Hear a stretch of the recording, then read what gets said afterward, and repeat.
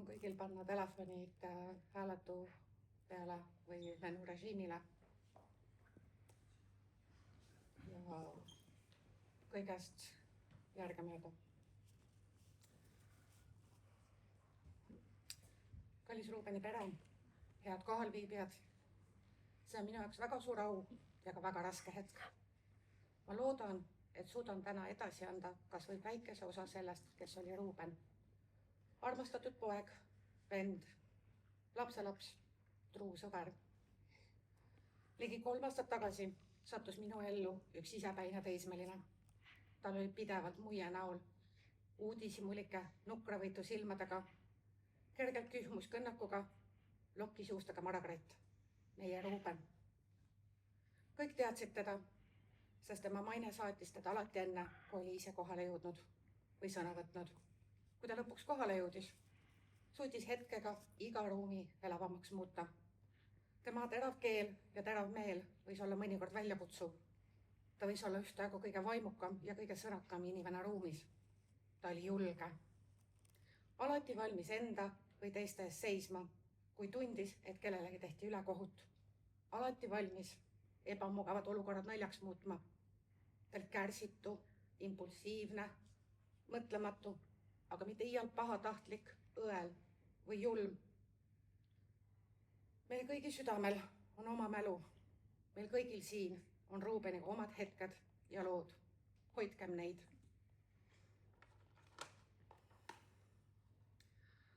Ma mäletan igavesti neid meie kahekesi hetki ja lugusid.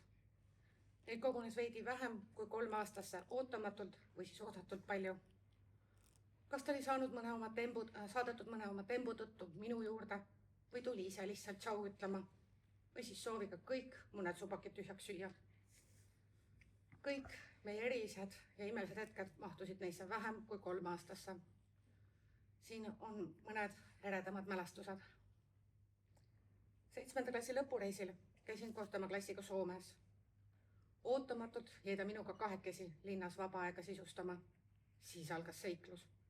Ostsime talle uued teksapüksid. Nuusutasime ja kritiseerisime lõhnaõlisid. Kirjutasime koos eesti keele tunniks kõnet. Ja kõige lõpus, veel enne bussi tagasiminekut, istusime turuhoone katusel ja sõime vaarikaid kahekesi. Rääkisime kõigest ja ei millestki.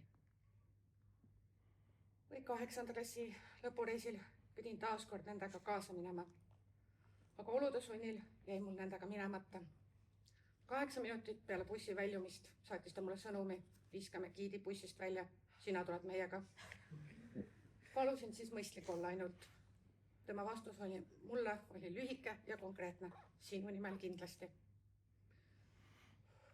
Ma ei unusta kunagi, kuidas selle 9. klassi lõpus kevadel istus ta koolis oma klassi juures ja sealt läks mööda üks igakõlgselt õnnetu 2. klassi poiss.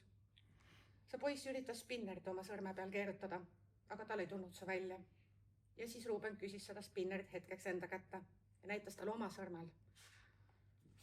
Kuidas see liigub? Kuidas see väike 2. klassi laps kilkas rõõmust, et see spinner nüüd nii väledalt liigubki. Ja niimoodi kuni vahetunni lõpuni 4-5 minutit kahekesi seal toimetasidki.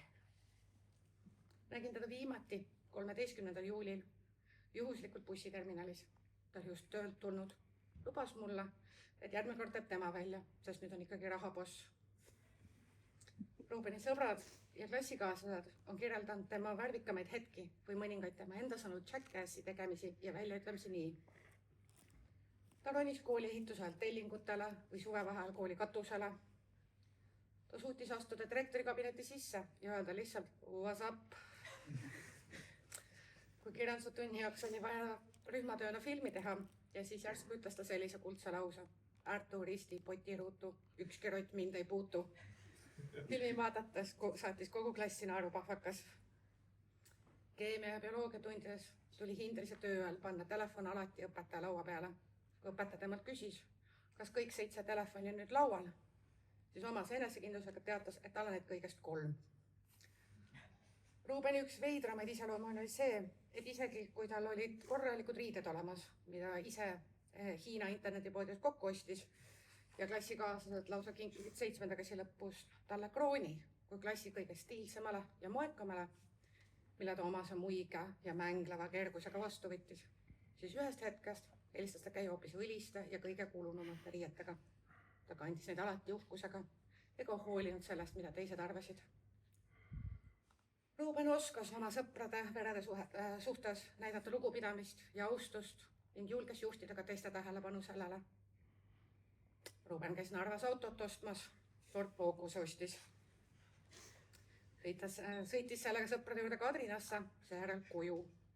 Auto oli kutu ja siis viis ta selle Romulasse.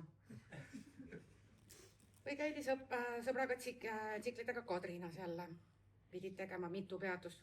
Küll läks vesi keema, küll rehv kottis, alla ei antud ja tuldi Kadrinas tagasi ka. Ruuben meeldis tüdrukutele.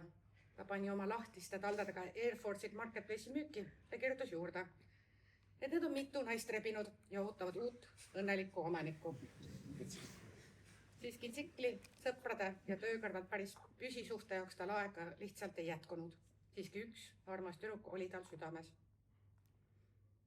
Need lood mõne meist ajavad hetkeks naeratama, aga need ei räägi ainult tema vallatustest. Nad räägivad inimesest, kes julges olla tema ise. Just sellisena õppisin minagi Ruubenit tundma. Esimesest meie kohtumisest alates tajusin, et mul tuleb temaga toimetada vaid armastusega, mõistmisega. Et teda päriselt näha, tuligi teda lihtsalt mõista. Meie, kes me siin oleme, meil oli see õnn teda näha. Ta oli küll krutskeid täis, aga temas oli veel rohkem südant. Ta oskas meis kõigis välja tuua meie õrnemaid ja mõnikord rahutumaid omadusi. Nähes teda sõprade keskel või kuulda teda tsiklist või selle varuosadest rääkimas, siis ta silmad läksid särama. Tsikli asju ta teadis hästi. Abivalmilt jagas teistegagi oma teadmisi ning oskusi. Ta oli oma klassi hing ja kui mahlakalt suutis ta ka iseenda kulul nalja teha. Ta vabandas iga kord minu ees, kui mõne koorstüki kelle hakkama sai. Ta oli aus, siiras ja ehe. Ta oskas olla maailma kõige armsam, kui arvas, et teised ei näe. Ta julges olla haavatav, unistada ja võtta vastutust. Ta õpetas mulle viimase 3 aasta jooksul mõõtmatult palju.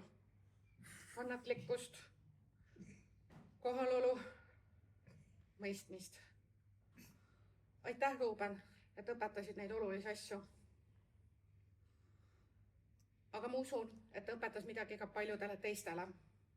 Kuidas olla julge, kuidas tsiklit putitada või spinnerit sõrmel keerutada, kuidas jääda iseendaks. Ma tean, et igaüks meist kannab Ruubenist midagi endaga edasi. Mõni tema nalju, mõni tema sekeldusi, mõni tema siirust. Ja nii ta elab meis kõigis edasi natuke erineval moel.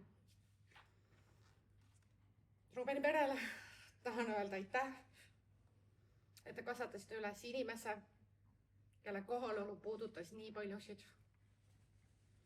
Kallis Ruuben, sa olid ja oled armastatud ja jääd alati meiega, meie südameisse, mis sind alati mäletavad.